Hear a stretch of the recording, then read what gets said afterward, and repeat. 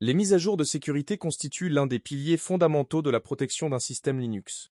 Dans le chapitre précédent, vous avez appris à installer des paquets avec les gestionnaires apt, utilisés sur Devitan et Ubuntu, et yum, DNF, utilisés sur Red Hat, CentOS et Fedora.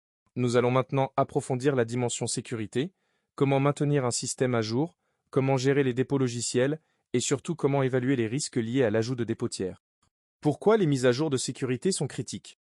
Un logiciel non mis à jour est une porte d'entrée pour les attaquants. Chaque jour, des vulnérabilités sont découvertes dans les systèmes d'exploitation et les applications. Ces vulnérabilités reçoivent un identifiant public appelé CVE, Common Vulnerability et Expose, soit vulnérabilité et exposition commune, par exemple -CVE 2021 4034. Lorsqu'un éditeur publie un correctif, aussi appelé patch, l'information devient publique, ce qui signifie que les attaquants savent exactement quelles failles exploiter sur les systèmes non corrigés. Un système non patché est vulnérable à des attaques automatisées qui scannent Internet en permanence.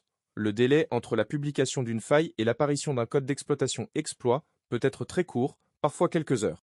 La majorité des compromissions réelles exploitent des failles connues et déjà corrigées, mais non appliquées. Type de mise à jour. Il faut distinguer plusieurs catégories de mise à jour. Les mises à jour de sécurité, elles corrigent uniquement des vulnérabilités et sont prioritaires. Les mises à jour fonctionnelles, elles ajoutent des fonctionnalités ou améliorent les performances. Les mises à niveau de version majeure, elles font passer le système d'une version à une autre, par exemple d'Ubuntu 20.04 à 22.04. Commande de mise à jour avec apt. Sur les systèmes Devition et Ubuntu, deux étapes sont nécessaires. apt update met à jour la liste des paquets disponibles en consultant les dépôts. Cette commande ne modifie aucun logiciel installé. Elle rafraîchit seulement le catalogue local. apt upgrade installe les nouvelles versions des paquets déjà présents. La variante apt full upgrade ou dist upgrade peut supprimer des paquets si nécessaire pour résoudre des dépendances. Sur Ubuntu et Debian, l'outil Nathan d'Upgrade permet d'appliquer automatiquement les mises à jour de sécurité sans intervention humaine, ce qui est recommandé pour les serveurs de production. Commande de mise à jour avec DNF ou yum. Sur les systèmes Red Hat, CentOS, Fedora et Rocky Linux. DNF check update liste les mises à jour disponibles. DNF upgrade applique toutes les mises à jour. DNF Update Minimal Security applique uniquement les correctifs de sécurité. L'outil DNF automatique assure les mises à jour automatiques. Comprendre les dépôts logiciels. Un dépôt repository est un serveur contenant une collection de paquets logiciels signés et vérifiés. Chaque distribution Linux fournit des dépôts officiels maintenus par sa communauté ou son éditeur. Les fichiers de configuration des dépôts se trouvent sur Debian et Ubuntu, dans etc. ap source.list et dans le répertoire etc. ap source.list.d. sur Red Hat et Fedora. Dans le répertoire etc. yum.repo.d avec des fichiers d'extension. Repos. Les dépôts officiels sont classés par catégorie. Par exemple sur Ubuntu, main logiciel libre supporté officiellement, Universe logiciel libre, maintenu par la communauté, Restricted et Pluvist, logiciel avec restriction de licence. Signature cryptographique des paquets. La sécurité des dépôts repose sur la signature numérique. Chaque dépôt possède une clé cryptographique. Les paquets et les index sont signés avec cette clé, et le système vérifie la signature avant toute installation grâce à la clé publique correspondante stockée localement. Ce mécanisme garantit l'authenticité, le paquet provient bien de la source déclarée, l'intégrité, le paquet n'a pas été modifié en transit. Si une clé est absente ou invalide, le gestionnaire refuse l'installation ou affiche un avertissement.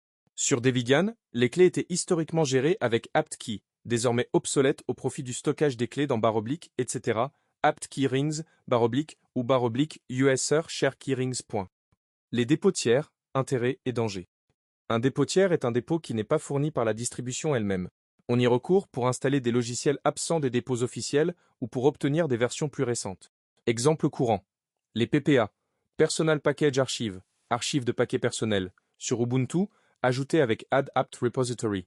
Le dépôt EPEL, Extra Package for Enterprise Linux, sur Red Hat. Les dépôts d'éditeurs comme Docker, Google Chrome ou Microsoft.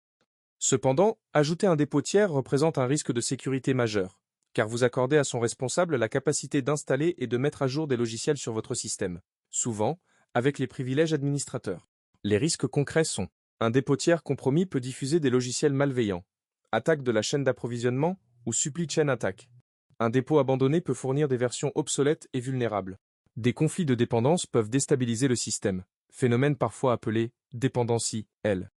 Bonne pratique pour les dépôts tiers. N'ajoutez que des dépôts provenant de sources dignes de confiance et officiellement reconnues. Toujours vérifier et importer la clé cryptographique par un canal sécurisé.